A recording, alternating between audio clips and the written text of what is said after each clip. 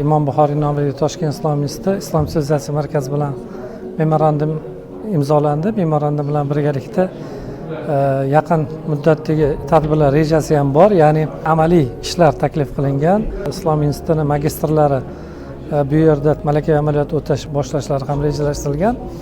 Bu albatta O'zbekistondagi Islom sivilizatsiya markazi bu prezidentimizning mega loyihalari va uni har bitta ishida qatnashish har bir o'zbekistonlik, jumladan islomshunos mutaxassislar uchun ham bu tarixiy muhim hodisa.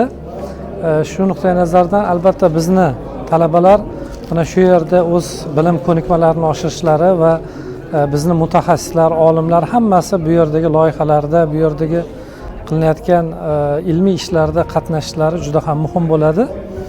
Shu vaqtgacha ham qatnashib kelindi. Bu yana davom etadigan bir memorandum bo'ldi va shu bilan birga biz Toshkent Islom institutida dars beradigan professor, o'qituvchilar va xodimlar tomonidan chiqarilgan o'sha ilmiy nashrlardan 130 dan ortig'ini sivilizatsiya markazi kutubxonasiga hadya qildik. Shu ma'noda bugungi memorandum imzolanishi va bu amaliy ishlar hammasi hamkorligimizni kelajakda yanada kuchaytirishga bir asos bo'lib qoladi deb o'ylaymiz.